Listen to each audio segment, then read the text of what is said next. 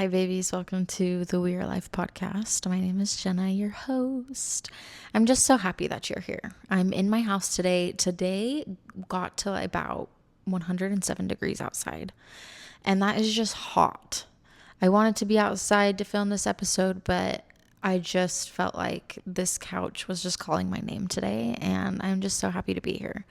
I just ate some dinner. I had a little dance sesh to some Noah Khan, made some ground beef and some sweet potatoes, and it just felt so good. I just needed to get off of my phone for a minute and reconnect with myself. I was going a little bit crazy. Canyon is out of town this whole week, and I have just missed him. I've been alone all week, and as much as I do love my alone time, being alone all day, every day, when you're used to being with your boyfriend all the time, it can get pretty lonely. And I've been so sad missing him. But I just decided that I need to get off of my phone. I feel like I have just been doom scrolling this week. And whenever I do that, I am not in a good headspace. And I noticed that. And today I feel like I was finally able to pick myself up, get off your phone, put it down, turn on some music, and just sing, dance, make yourself a homemade meal. And I just felt so much better. And of course, I'm in the headspace of maybe I should just film a podcast episode. And so here I am. And I'm just very grateful to talk about today's topic. Today, I am talking about PMDD. And it is just not talked about enough. I didn't even know what this was until about 3 years ago. And after learning about it, it just changed my life. It opened up so many doors and languaging, and it just made so much sense. I had therapy today and I talked about it a little bit, and we did EMDR, and the EMDR brought me back to when I admitted myself into the hospital. And so when I go into talking about this story, I have a story, and it's a crazy one for me personally. I've talked about PMDD on my Instagram before, but like not to the depth of what I wish I could talk about. So I feel like this podcast episode is just perfect because I can go into a lot of detail of what I've experienced and my story and just like the science behind some of it. But I want to say that everything that I say on this podcast episode is from my own experience and from my own researching, and to listen to your own body. Everybody's experience is always so different, and it's never going to be the same as it will be to mine. And so everything that I share is stuff that has helped me. I always encourage to go to a medical professional to understand things about these and to understand where you're at mentally. Go to a mental health professional. If you need medication, go see your doctor. Like, I am not a professional in any of this. Today, I'm just talking about my own experience, what I've been through, what I have learned through my researching. I can give you some people that have helped me through social media that have taught me a lot about it. And that's kind of where I do get a lot of my information, because she does a lot of research behind it. I can definitely put that in the links below, and just to share more resources for all of you. But again, this is just my own experience and what I have gone through in my life and my story. And I just want to speak about it because I hope that it can just bring awareness to PMDD and what it is, because it's not talked about enough. It's not even researched enough. It just actually became a diagnosis in 2013. So it's new and it's just too new for how common it is. So I'm sure if you're listening to this, you have heard of PMS, and a lot of people will kind of talk about PMS and PMDD within the same, but they're not the same. And I want to make that very clear, because I feel like a lot of women can have PMS symptoms before their period, which is quote unquote normal. In my opinion, it is not normal to have even PMS symptoms. And a lot of people will say that PMDD is a severe PMS, but PMS is within your hormones. PMDD is nothing really to do with your hormones in a way. Let me just get into it, okay?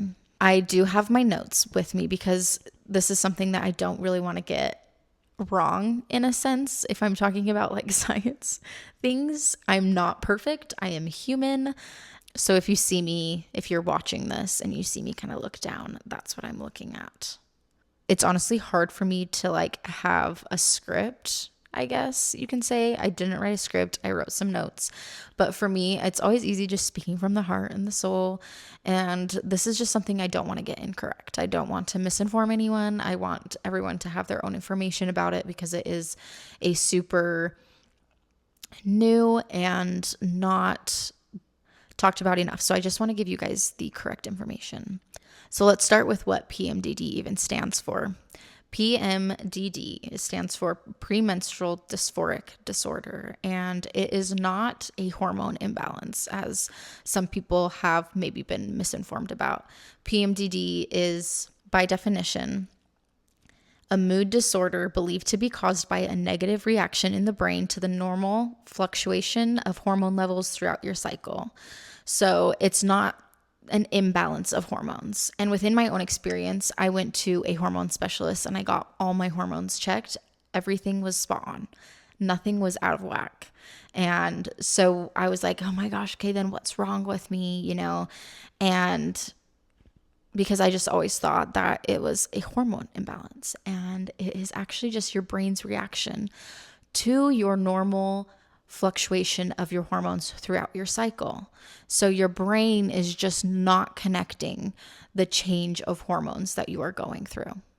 In my experience, my PMDD symptoms would show about 14 days before my period would start. So it can be anywhere in your luteal phase up until your period starts. And for me, when my period would start, it literally was a breath of fresh air. I feel like I could breathe again. I feel like the clouds went away, the blue skies came back out, and it was the best thing in the whole entire world for my period to start. And honestly, I can say that I am thankful in a way, I guess, because it's made me appreciate my period a lot more. I used to be so ashamed of it in this world that we grow up in. I used to want to hide it. I used to want to keep it a secret. But now I am like, halla fucking luya. I started my period, guys. I will scream it from the rooftops because I can smile again. I feel like I can breathe. And it really is just the best feeling. The PMDD symptoms anywhere from 7 to 14 days before your period. And in the luteal phase, all of the symptoms can just hit you all at once. And let me tell you, these symptoms, look at this, you guys. If you are watching, I'm showing my journal a full page of symptoms that you can experience during this luteal phase with PMDD. And let me read them to you, okay? Mood swings, irritability, anger and rage, depression, hopelessness, feeling worthless or guilty, anxiety, paranoia, feeling out of control, impulsive behaviors, emotional sensitivity and crying spells, decreased interest in literally anything in life, difficulty concentrating, brain fog, confusion, overwhelm, suicidal ideation, disassociation. And those are just like the mental symptoms. And these also you can have physical symptoms, which include bloating and GI distress, changes in loss in appetite, headaches, migraines, nausea, dizziness, joint and muscle pain, hot flashes, abdominal cramps, decreased coordination, fatigue, and so on and so on. Literally, guys, I just can't even explain to you how debilitating it is. It can be so overwhelming to the point where you cannot do anything. You cannot function. You cannot even breathe. You cannot. It literally, the best way I can explain it, and I'll talk about this when I talk about my story, is it feels like a monster. A gremlin is in the back of your head, taking control of every single part of your brain. Now, the craziest thing is that 1 in 20 women suffer with PMDD and are misdiagnosed or undiagnosed. Just take that in for a second. 1 in 20 women. That is insane to me. that there is no research behind this, and there is that many women that can suffer from PMDD. It makes me literally, I'm just like sick to my stomach right now because it needs to be talked about more. Like, that is insane that all of those symptoms women can experience and they just don't even know what is happening. And this is why I am such a big advocate about talking about it. And just, even if it's saying the word PMDD and people are like, what is that? And just maybe researching it a little bit. Like, we need to get this word out there. We need to get this disorder out there. An even crazier statistic that actually blew my mind when I read this. It actually, just me thinking about it makes me sick. It can take up to 12 years to be diagnosed. 12 years, people. I cannot even believe that. You will get misdiagnosed or undiagnosed with so many things before PMDD is even brought up. Like, that is just insane to me. The girl that I follow on Instagram, her Instagram is Her Mood Mentor. And she made a post about what she was diagnosed with before they diagnosed her with PMDD. And I just have to read these to you because I think it is really important to know that this happened to another woman. This is not me saying that they are not real, because they are very real, but this was her experience, that she was misdiagnosed with all of these, okay? Bipolar disorder, depression, major depressive disorder, anxiety disorder, borderline personality disorder, OCD, hyperthyroidism, chronic fatigue, fibromyalgia, IBS, migraines, ADHD, PMS. Those were all things that they had diagnosed her before she figured out that it's just PMDD. So just kind of let that sink in for a minute and kind of just like think about that. I just hope that there are women out there that are not misdiagnosed, because PMDD is so different and it's treated very differently. And obviously this is just like one person out of millions, right? This is just her experience. But I just couldn't even believe that. I had to share that because in my experience, I also was diagnosed with major depressive disorder, anxiety disorder, ADHD has been brought up, PMS, a bunch of things. And so then when I heard it was PMDD, it just brought so much clarity into my life. And so just talking about it and just understanding that that could be a case, I'm not saying it is, but it could be a case, I hope can help so many people. Kind of wanted to go into my story a little bit about how I found out I had PMDD, because it was a whirlwind. It literally changed my life in the best way, learning about what it was. But also I had to go through like the worst thing ever in my life.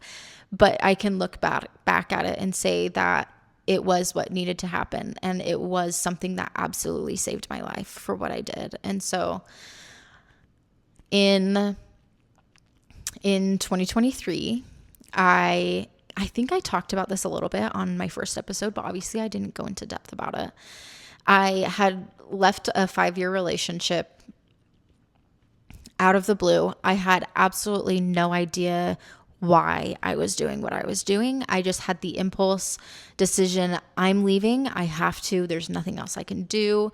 I didn't know like if it was my intuition speaking. I didn't know if it was anxiety. I didn't know what the fuck was going on. Okay. And all I needed to do was get out of the relationship for whatever reason, and I will figure out the rest later. And so that is exactly what I did. I left. I literally packed up my shit and left and went and lived with my parents. And everyone thought I was actually insane. They're like, how could you do something like that? Like, this was your life. This was everything that you had dreamed and hoped of. What are you doing? And all I can say to everyone was, I don't know what I'm doing, but I know I have to, because if I didn't, it was like, oh guys, if I could explain the feeling that was going on inside of my body, I would, but I literally cannot. I believe now that I can look back, I do believe there was part of me that it was my intuition speaking that I just needed to get out. But the way that the situation was handled was definitely a symptom of PMDD and the impulsive decisions of not being able to communicate what was actually going on and not being able to really process what was happening inside of my body and the thoughts that I was having inside of my brain. And so I left, nobody understood. I didn't even understand. And so I couldn't give anyone an explanation. Not that anyone needed the explanation, but I felt like I felt like the other person deserved that type of explanation, but I couldn't give it to anyone. Like, it was just this impulse reaction to this feeling that I was having, and that's just what I had to do. And it was immediately when I made that decision, the feeling went away. And so every time I would try to revisit and be like, what am I doing? Maybe this isn't, maybe I'm just ruining my life. Maybe I just am meant to be alone. Maybe I'm just not lovable. Like, all of these questions started coming up. It would make that feeling come back. It was like this gnawing feeling inside of my gut right here. There was just no way to get rid of it except to leave. Eventually, throughout the months that passed, I was kind of able to see that the decision that I made was a lot based off of my intuition. It was just the way that my PMDD symptoms amplified it, and the way that I could not control my thoughts, I could not control my actions, I could not control anything inside of me. That's where I felt like I was going psychotic. Fast forward to like 5 or 6 months later, I had an experience where I was going into a psychedelic journey with this person that I had thought I trusted, and it just was not a safe environment for me to be in, or especially the headspace that I was in. I didn't know I had PMDD at this point. I just was going through a breakup that I didn't understand, and I mentally was not okay. And so going into this journey and being given the dose that I I went into full psychosis for a few months, and it was terrifying. I literally thought that I was going to lose myself completely and never find myself again. And if you've ever had one of those experiences, like, I am so sorry. And I just want to hug you, because it's honestly the scariest thing that I have ever been through. And I just want you to lean into trusting yourself when you feel like a place isn't that safe for you, and just know that that feeling is there for a reason. And if you feel like you have gone into a psychosis when you're not in a good mental state, please, please, please talk to somebody. Like, it was literally the scariest thing ever. And I'm just so grateful that my dad was a firefighter. And so I told him exactly what happened and what I had taken and all of these things, and he was able to help me. But I think that what was so hard was the process after being so like not on this earth anymore. Really just like did it for me. I was just not okay for like 2 to 3 months after that. And so all of these things just like kept piling up on me in the year of 2023. And I ended up being okay after this whole thing happened that summer and the breakup and everything. But there was something else going on that I just really didn't understand. And at this point, I was tracking my cycle for about 2 years now, like every symptom, every day. And I started noticing patterns that were not normal, but the only research there was to explain it was PMS. And I knew that it was worse than PMS. I knew that something else was going on inside of my brain, inside of my body, that was not making sense. There honestly was just like nobody to help me at this point. I remember, it's such a blur. It's so interesting to like look back on and realize how dissociated I was, because I was just in survival mode. I was just trying to survive day to day in the mental state that I was in. What I do remember was going into work this day. It was September 15th, 2023. I don't think I'll ever forget the day. I was in the office and I worked in the corner. I had windows all the way around me. And even though it was so bright in my office with sunlight, it felt like I was in a gray world. Like everything was null of color. There was just nothing but the thoughts going on inside of my brain. But like I said earlier, this is where it felt like something else was taking control of my brain. Something else was a hold of me, and I really just did not know what to do anymore. And at this point, it was early in the morning, like we had just gotten to work, and I sat in my office and it's like there's an awareness there to you, but then at the same time, you can't be alone. That it's gets to the point where I needed to tell somebody that if I was alone, I was not safe. And I am just so grateful and I am so blessed for the work that I have done in the past, whatever it was in me that had the strength to go and walk into my mom's office and look at her and say, Mom, I need help. I cannot be alone. If I was alone, I would not be here anymore. And I remember looking at her and saying this, but I was not here. I was not in my body. It was like, just like I said, something else was taking control over me, and I literally could not do anything. And I don't know how those words came out of my mouth. I don't remember what else I said before and after.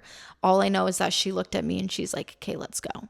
And it makes me emotional because I'm just so grateful to be able to have that emotional relationship with my mom and that safety that I knew deep down was inside of myself, that I could go to her and say that. And I know that a lot of people don't have that. And so being able to speak about it and to tell my experience, that I hope and I pray that it can just give somebody a little bit of courage to just say something, even if you don't believe it yourself, just to say, I need help. It can save a life. And so I remember telling her that, and I don't remember her reaction. I don't remember really a lot. I don't remember walking out of the building and into the car. Like, I just wasn't on earth anymore. But I'm just so, so, so grateful for my mom in that moment and for our relationship, for me to be able to say whatever I said to her in that moment. And I don't remember driving to the hospital. I do remember walking up to the inpatient desk. There wasn't much. There was I just remember a big door and a person sitting at the desk and my mom talking to them. I have no idea what they talked about. They gave me a sheet and I guess I filled it out, and I don't remember what was on the paper. I remember hugging her and crying, and then they walked me into a different room, and I didn't see my mom after that.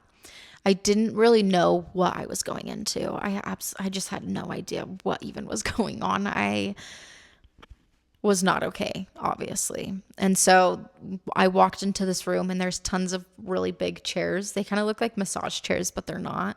They can like recline all the way back. I remember them just telling me, take a seat, get comfortable, here's some water. They offered me some food, I think. And then, I do remember doing like this check in the bathroom. They had you change into these clothes. It's like it literally looked like a jail outfit. It's really interesting to me. And they were like drowning me. And this is what I wore for the whole week. It's just like these blue, big hospital outfits and some socks with the sticky things underneath them. And that's just what I wore the whole time. I remember them doing like a check where you have to like cough and all the things. Very uncomfortable when you're in a vulnerable situation already, but I can understand it now.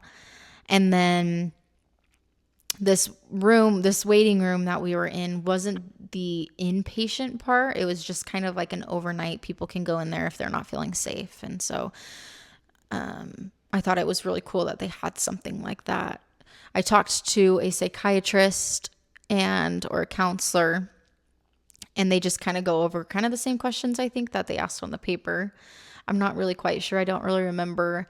He just kind of was asking if I thought that I needed to be checked into the inpatient. I would be there for at least 3 to 4 days. And that terrified me. I just wanted to be with my mom. And he really encouraged it, especially with the state of mind that I was in. And so I just listened. I just kind of did whatever I needed to do just to be okay. I didn't know what was going to happen within the next few days.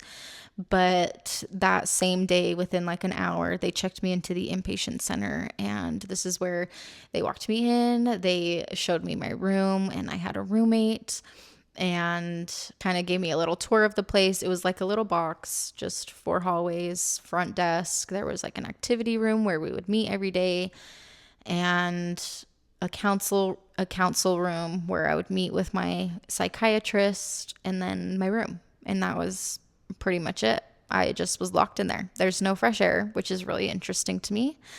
I feel like fresh air is really important for your mental health, but that's besides the point. Those first 3 days, I honestly don't remember much. I know that they put me on meds right away, and I was terrified of that because I kind of grew up my whole life not even taking ibuprofen. Like, I just never believed that I should be on a medication. But it helped. It made me feel calm and level-headed, and like I was able to think again, like I was back inside of my body. I truly think that the medication that they gave me saved my life, and because I was able to just come back down to earth. I wasn't in such distress 24/7 and survival mode.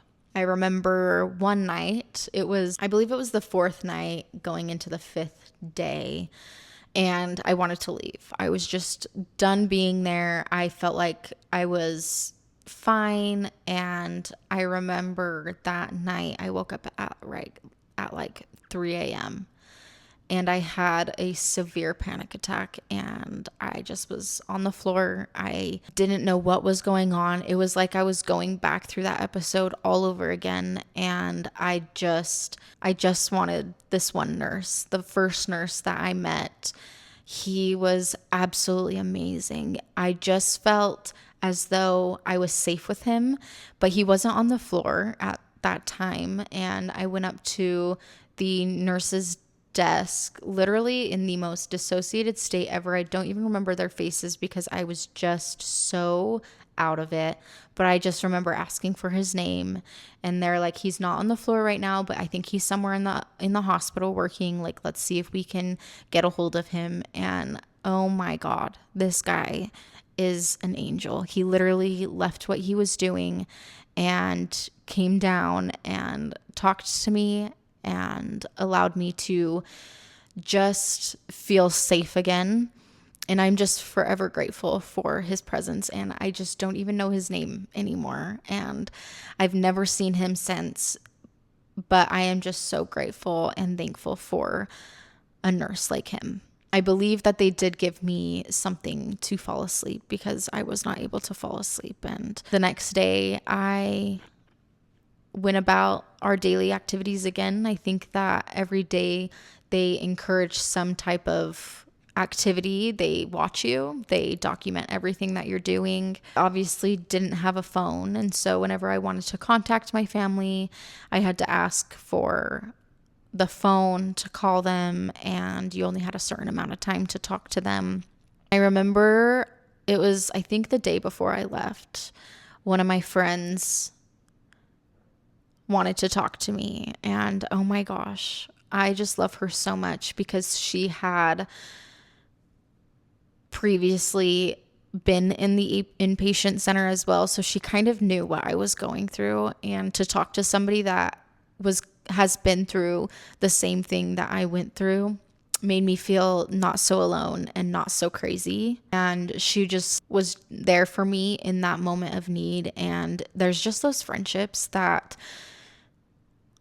you will never, ever grow old of. And she's definitely one of those people that I will always keep close to my heart because of how brave she is and the experiences that she's been through. She has taught me so much. And for her just to, I didn't even talk to her for so long, for her to just be there in that moment for me meant everything. And her vulnerability saved me and showed me that it's okay to be vulnerable and that I can survive what I am going through. Eventually, they do like visits once a week. And so I was able to see my parents and her, and it felt very weird seeing people and seeing the people that you are with in real life and just feeling like, wow, I've been in this bubble.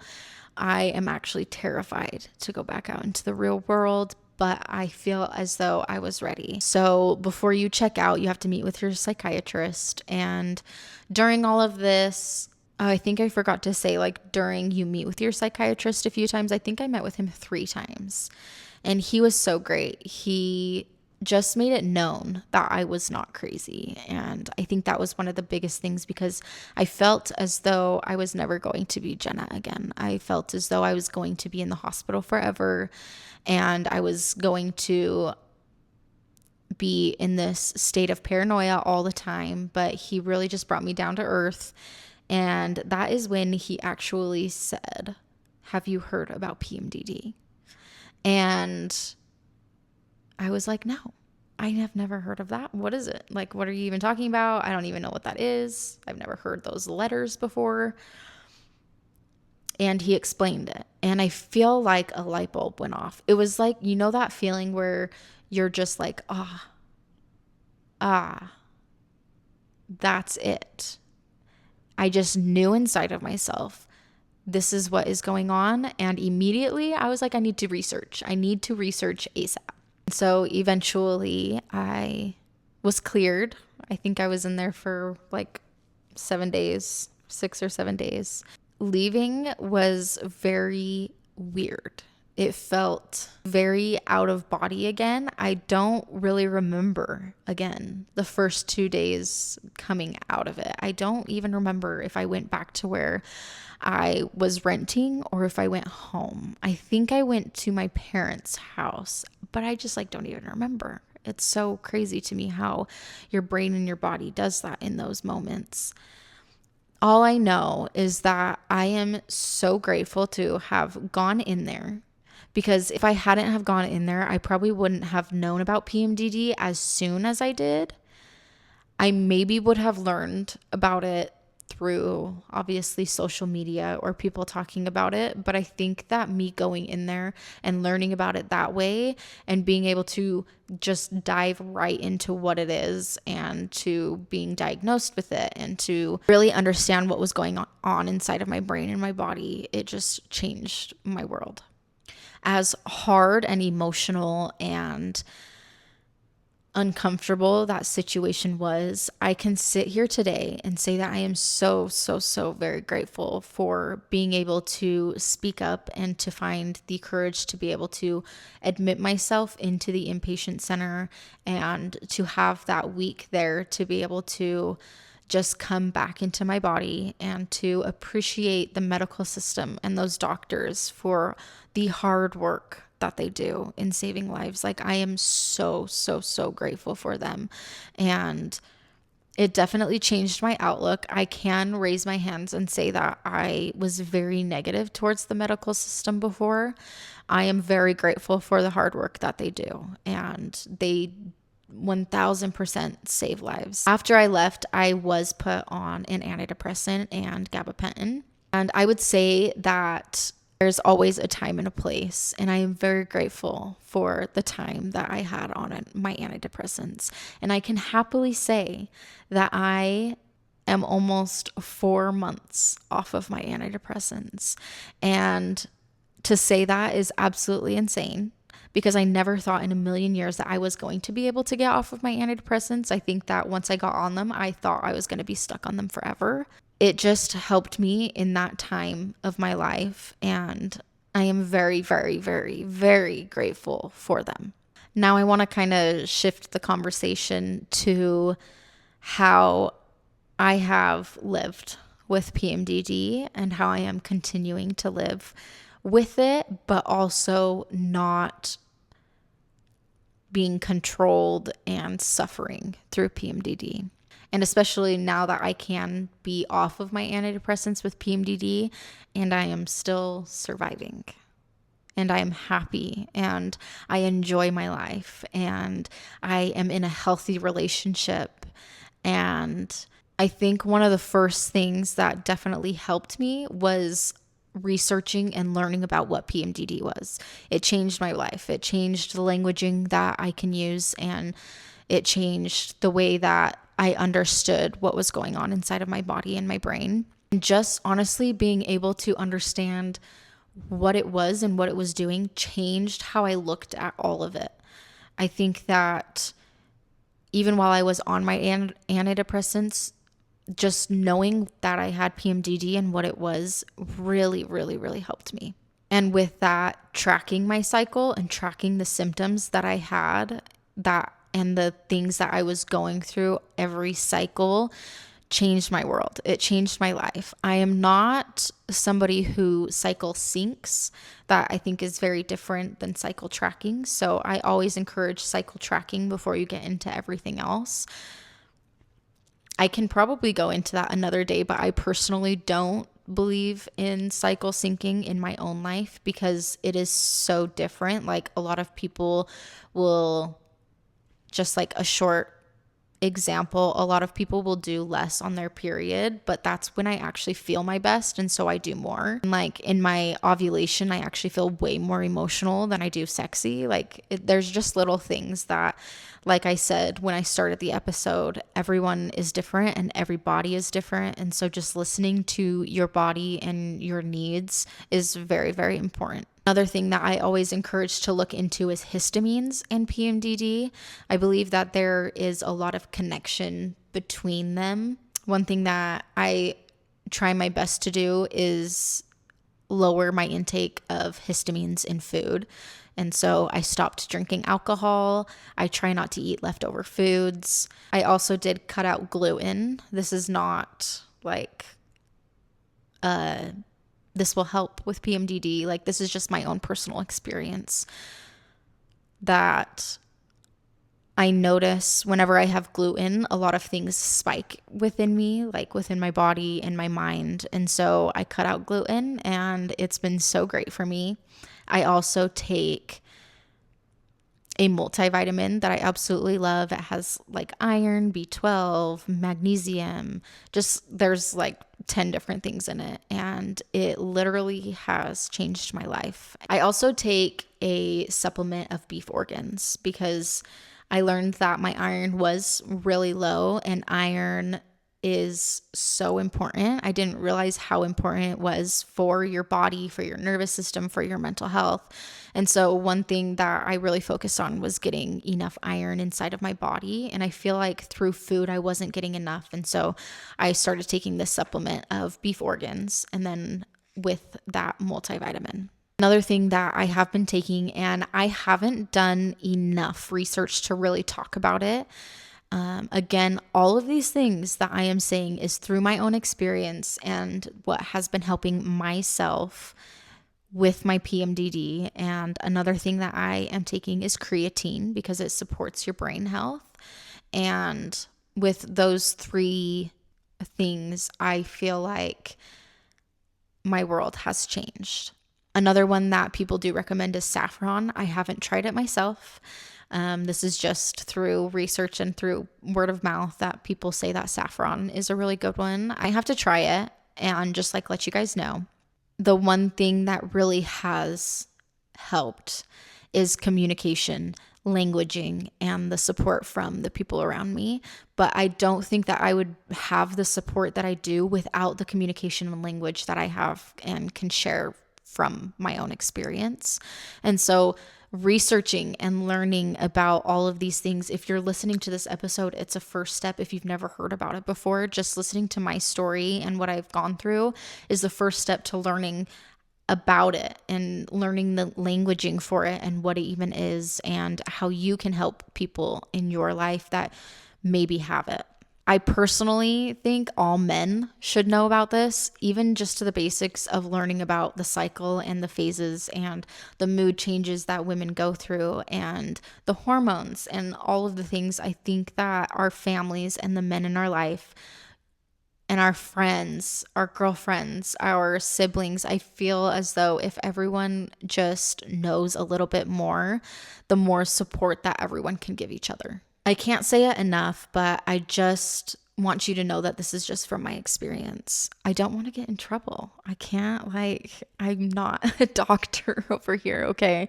This is just everything that I learned from researching through my own experience, through my own trial and error. And I feel as though I'm doing really good if I'm able to sit here and talk about it and to be here without being on medication anymore is just a blessing. And I am just so grateful. And I'm just so proud of myself. Like, I have to say, I have to boost myself up a little bit because 2023 me would not even believe that I am here today speaking about it like this. I know she is just so proud, and I'm just so proud of myself. And I'm proud of you for just even listening to this. If you made it all the way, thank you. Thank you for listening and hearing the story and wanting to learn more about PMDD. And I am just so grateful for you. I am always here for you. And you know, if you know me, if you ever want to talk about PMDD or if you have some questions, please come to me. I can get you resources. I can get you the information that you need. And I promise that everything is going to be okay. Thank you so much for being here today. If you enjoyed this episode, I invite you to share it with somebody you love, save it, subscribe to the channel. If you know somebody that is struggling with PMDD, please just support them and let them know that they are not alone. And let's just get the word out more about PMDD. I'm so happy to be here. I'm so happy to be alive. I hope that you learned something new from today's episode. Keep choosing yourself and never forget that you are alive. Love you.